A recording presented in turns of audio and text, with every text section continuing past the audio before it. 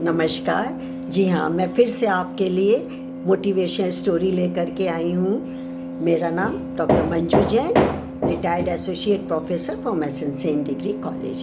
तो अपने संग्रह से आज मैंने एक कहानी सोच के रखी है। तो दोस्तों, इंस्पिरेशन कहानियों से क्या लाभ होता है, क्या होता है कि हम लोग विभिन्न स्रोतों से तो लेते ही हैं, लेकिन इसका क्या है, एंडिंग क्या होती है, बड़ी पॉजिटिव होनी चाहिए, होती है, यानी सकारात्मक अंत होता है इसका।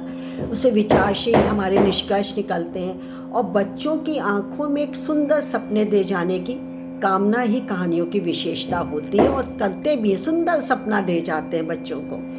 तो और दोस्तों, शायद ही कोई ऐसा होता होगा जिसने अपने बचपन में अपने दादा से, नानी से, दादी से या नाना नानी से बेडरूम टाइम स्टोरी ना सुनी हो, यानी रात में बेड टाइम वाली जो समय होता है सोने का, उसमें स्टोरी सुनते थे।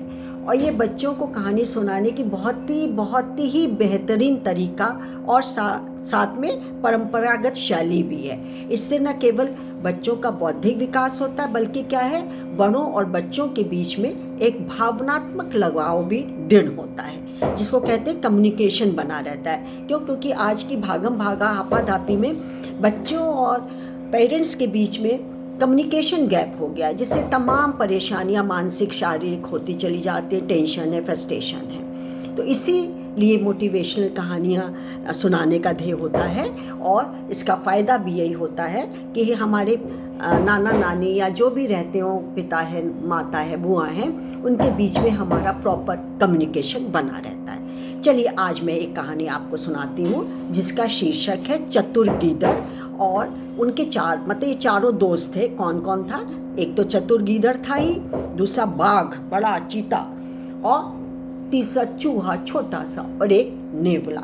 चार दोस्त मस्ती करते थे, कभी जंगल में, कभी इधर वन में घूमना फिरना, साथ खाना पीना, यही होता था। अब एक दिन ये लोग जंगल से गुजर रहा था, तो सामने से दूर एक हिरन भागता हुआ आया। ये लोग पीछे करने लगे, लेकिन वो तो कुलांचे मार के, हिरन तो बहुत तेज दौड़ता है, उसका उदाहरण ही दिया जाता है, वो कुलांचे मार के 9-2-11 हो गया।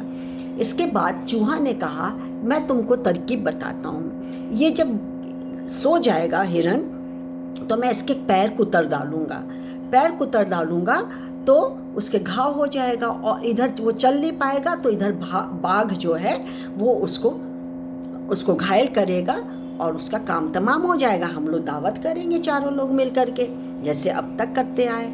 चलो, बहुत अच्छा तरीका है। तो क्या हुआ कि जब ये सो रहा था हिरन, तो खोजते खोजते गए और चुपके से चूहे ने योजना अनुसार उसके पैरों को कुतर दिया तो उसकी नींद भी खुली। वो खड़ा होना चाहे तो नहीं, दर्द, खून भी निकल रहा था और दर्द भी हो रहा था, चल नहीं पा रहा था। सोई बाघ ने उसके ऊपर अटैक कर दिया, खूब पंजे मारे करे, और किसी तरीके से वो वहीं पे धराशायी, यानी कि उसको मार डाला, वो मर गया। अब क्या है, दावत होनी थी योजना अनुसार, लेकिन गीदड़ के मन में आ गया लालच। उसे कहा कि ये तो मैं खाऊंगा, अकेले खाऊंगा, हो सकता है कई दिन तक मुझको भोजन मतलब शिकार ना करना पड़े। तो उसने क्या किया कि देखा कि बाघ आ रहा है, तो बाघ को बोला कि अभी चूहा, हम लोग ऐसा करते हैं, गीदड़ बोला कि हम लोग पहले नदी स्नान कर लेते हैं, फिर मज़े से खाएंगे, मैं तब तक इसकी रखवाली कर रहा हूँ, इस हिरन की। तो सबने मान लिया। ते में जब बाघ आया तो उसने क्या कहा, गीदड़ ने, कि अभी चूहा तो मेरे पास ही था, वो क्या बोल के गया है कि मैं तो इसको हाथ भी नहीं लगाऊंगा, छूऊंगा भी नहीं, मैं खा ही नहीं सकता, क्योंकि मैं इतना छोटा जानवर, और बाघ मेरे मारे हुए जानवर को खाएगा, तो ऐसे कायर बाघ के साथ मैं रह के क्या करूँगा, मैं तो छूऊंगा भी नहीं। बाघ को ये बुरी लग गई बात। उसने कहा कि अच्छा, ऐसा चूहा ने सोचा मेरे लिए, मैं जंगल का राजा कहलाता हूँ, शेर मेरी प्रजाति है, चलो मैं माफ़ करता हूँ, मैं नहीं खाऊंगा, चूहा को खाने दो, और मैं तो क्या है, मैं तो कभी भी शिकार करके खा लूँगा।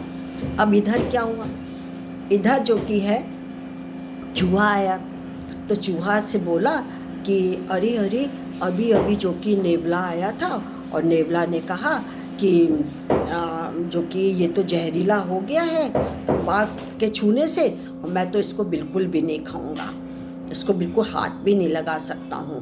नेवले ने कहा। तो बोले अच्छा नेवले ने ऐसा कहा है? तो बोले हाँ, चूहे ने चूहे से कहा। तो बोले अच्छा, तो फिर तो भैया ये तो मैं भी नहीं खाऊंगा, मैं भी जा रहा हूँ, और भाग गया। इतने में नेवला आया, नेवले से भी चुगली कर दी। बोले अभी अभी जो की है चूहा ने कहा कि ये तो बाग लगने से जहरीला हो गया है, खराब हो गया है, सड़ गया है और खाना नहीं है। लेकिन सुनो, चूहा और देखो बाघ के कदमों के निशान ये पड़े हुए, दोनों भाग गए हैं। अब लेकिन मैं तुम्हारा शिकार करूंगा, तुम्हें भी खाऊंगा और हिरन को भी। अब नेवला डर गया, उसने सचमुच देखा कि उसके दो पद चिन्ह पड़े हुए, बाघ के भी और चूहे की। इसका मतलब वो पलायन कर गए। अब तो वो थर थर कांपने लगा, क्या करे क्या करे। बोला मुझे माफ़ करो, अब मेरे को इतनी भूख भी नहीं लग रही है, अब थोड़ी देर पहले लगी थी लेकिन मेरी भूख इतनी भी तेज नहीं है। और देखा ऐसा उधर करा, वो तब सरपट भाग गया, वहाँ से 9-2-11 हो गया। बोले कौन अपनी जरा से मांस के लिए अपनी जान जोखिम में दे, जान है तो जहान है, मैं फिर करूँगा शिकार। बस फिर तो तीनों लोग गायब हो गए, चले गए, दोस्ती भी टूट गई। और इधर चतुर गीदड़ ने खूब मज़े से भोजन किया। कहानी यही समाप्त होती है। अब आप कहेंगे कि क्या शिक्षा मिली, क्या मोटिवेट हुए? अरे भाई यही मोटिवेशन है कि दोस्त बनाओ तो रिलायबल दोस्त बनाइए ना, जिस पर कि आप विश्वास कर सकें, आप पर वो विश्वास कर सके। और ऐसी दोस्ती क्या जो कि विश्वासघात कर रहा हो, अपने अकेले खा रहा हो, दूसरे को नहीं दे रहा हो। तीसरा कि अपने मन में इतना लालच आ गया कि तुमने सारी चीज़ें ताक पे रख दी, क्या इमोशन, क्या सेंटिमेंट्स, कुछ भी नहीं बचा तुम्हारे में। दोस्तों ऐसा कभी मत होने दीजिए, बल्कि अपना पेट काट करके या कम खा करके भी आप दूसरों को परोसिए, दूसरों की सहायता करिए, मदद करिए, फिर आपके जीवन में आनंद ही आनंद है। इस कहानी का सार यही है। तो आज मैं अपनी कहानी यहीं समाप्त करती हूँ। कल फिर एक कहानी के साथ उपस्थित होंगी। तब तक के लिए मुझे इजाज़त दीजिए। नमस्कार, थैंक यू।